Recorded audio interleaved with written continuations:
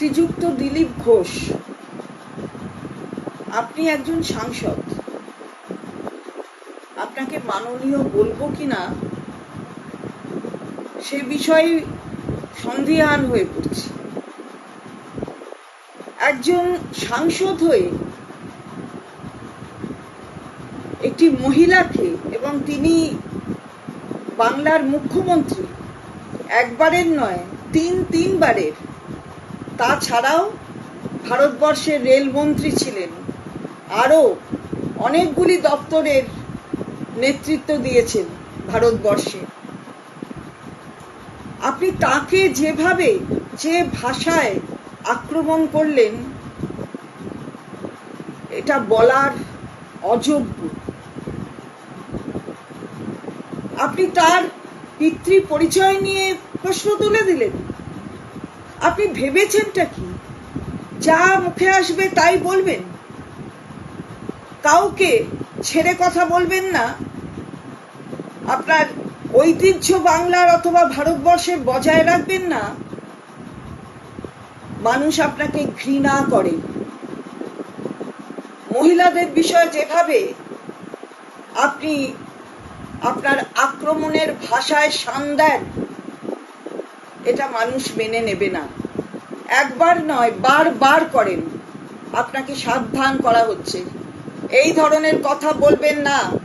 নিজের গণ্ডির মধ্যে থাকুন, না হলে কিন্তু আগামী দিন বুঝতে পারবেন বাংলার মানুষ কি বলবে আর ভারতবর্ষের মানুষ কি বলবে। ভারতীয় জনতা পার্টির এটাই ডিএনএ। দিলীপ ঘোষের যে মন্তব্য মমতা বন্দ্যোপাধ্যায়ের সম্বন্ধে, প্রথমত পরিষ্কার হেরে বসে রয়েছেন, এবং তার যে নিজের মধ্যে যে হেরে যাচ্ছি তার বহিঃপ্রকাশ পাচ্ছে। কিন্তু আপনাকে কে অধিকার দিয়েছে এরকম নারীকে অপমান করা? ভারতীয় জনতা পার্টি প্রতিনিয়ত মমতা বন্দ্যোপাধ্যায়কে আপনি অপমান করছেন। এ তো হতে পারে না, এটা চলতে দেয়া যায় না। আপনার কোনো অধিকার নেই। আপনি এক্ষুনি ক্ষমা চান। জানি না এটা ক্ষমাযোগ্য কিনা। বাংলার মানুষ আপনাকে ক্ষমা করবে না।